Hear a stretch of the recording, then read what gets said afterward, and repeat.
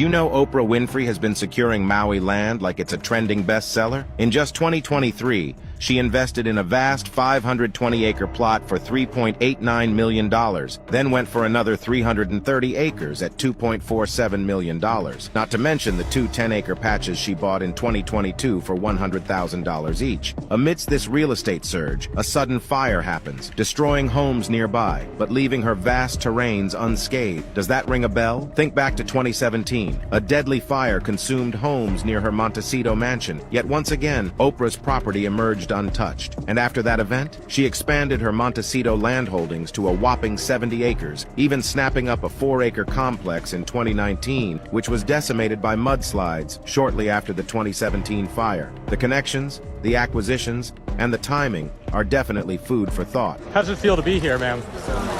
Well, it's a little overwhelming. Yeah.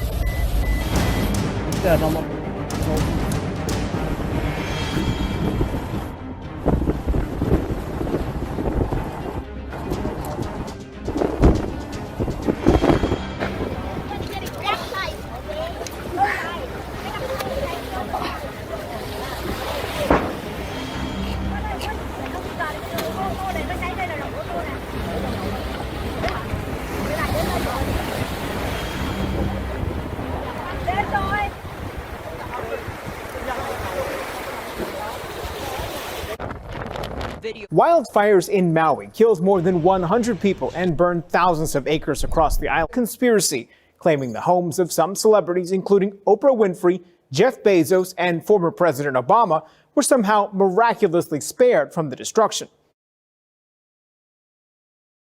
So, where do those celebrities have homes? Oprah owns various properties in Maui, including a home in Kula, located here, several miles from the nearest fire. Jeff Bezos' home is even further away, over here. And if you're looking for Obama's property, you'll have to go to a different island, Oahu. Quote, basically gone. At least 36 people dead, more than 270 structures destroyed. I was born in Hawaii. Actor Jason Momoa devastated and heartbroken. I come from a long lineage of watermen. Metallica drummer Lars Ulrich, who owns a home on the island, tells ET he and his home are safe. I'm on a big mountain in Hawaii, like 3,000 feet up. Oprah's estate, which is about 36 miles from Lahaina, is also believed to be out of harm's way. But Shamar Moore's girlfriend, actress Desiree Dizon, shared heartbreak for her hometown. I am from Lahaina. Some of my family is missing. We can't get a hold of them. My childhood home has burned to the ground, and thousands of people have lost everything. Maui is also home to Owen Wilson and Clint Eastwood, who directed the Matt Damon film Hereafter, which filmed on Lahaina's historic Front Street. It was just like shooting. I heard someone describe it as like someone throwing like baseballs of fire. It was exactly like that. I was lucky right then that the wind was, because when the wind would blow this stuff and blow that fire down, it would be balls looking like fire hail? Yeah, fire hail.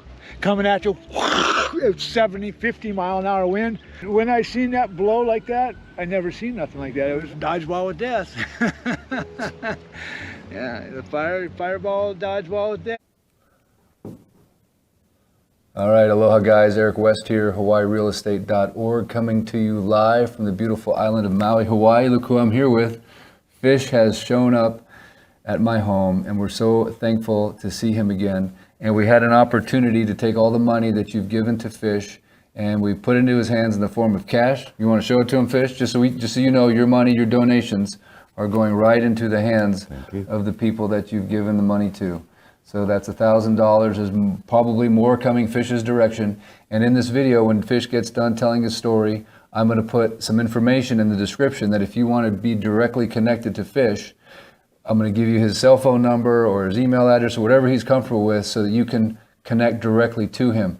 The organization I'm with is Maui LFG. Let's find the gap. And obviously one of the gaps in these types of crisis is getting money to the people that actually need it versus giving it to places like the Red Cross. And these organizations, as we know, don't always give the money to the people that need it. So That's our commitment, is to give them money directly and prove it on video and share those video experiences, and then also connect victims like Fish to people like you on the mainland or around the world that want to continue support. And I saw a bicyclist and another person walking.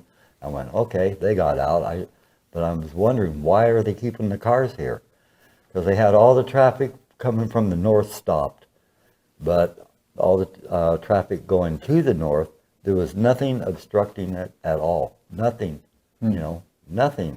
So would they? So there were some power lines that were down right there at Waihi by where the chart house is. Well, no, there weren't. There weren't. At that time, there was not. There was not. As far as I don't know if they came down later, but at the moment I walked there, there were no power lines. There was nothing obstructing the traffic from going out up north. So about what time would you say that was, to the best of your recollection? It was after 4. After 4 o'clock, and you're saying Front Street is packed with cars? It's all packed all the way down, because when I came out of the back of Safeway, I looked, and as far as I could see, there were cars that way, and there were cars all the way to the end where the chart house was at.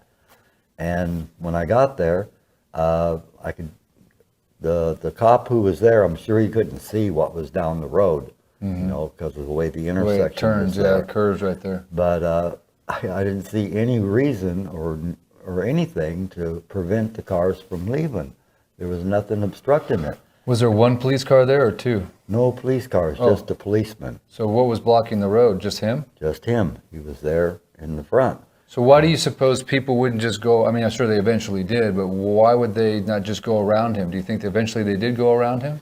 I would imagine when the fire, I wasn't there, but right.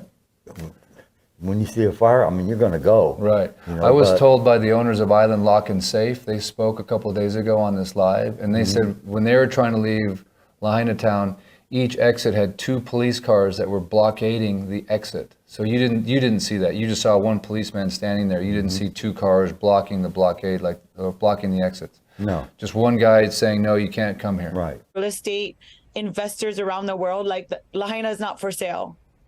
Please don't reach out to these families and take advantage of them during the most devastating time of our lives. You know, we just heard from our reporter and from a couple of women who say that they were upset about what tourists were doing. Now you're telling me that there are real estate investors reaching out to people about their property. What's going on exactly? Yes, homeowners have been reached out by investors and realtors offering to buy their land. And this is disgusting. And we just want to make sure that people around the world understand our situation and know that Lahaina is not for sale. It is important that the multi-generational families that come from Lahaina get to continue to live in our hometown. The greatest sense of empowerment is being able to have some control when everything seems so out of control. And we're calling it the People's Fund of Maui, because every dollar that you send is going to go into an account that goes directly to the people. Just knowing everything that took place, knowing the trauma that has taken place, and knowing that it's going to take a long time to rebuild. Probably get a little worse before it gets a little better, but we're here doing what we could do. And we are happy they are doing it. Every adult resident who was displaced on Maui is eligible for, get this, $1,200 per month during the recovery. Oprah and The Rock are giving $10 million to get the fund started.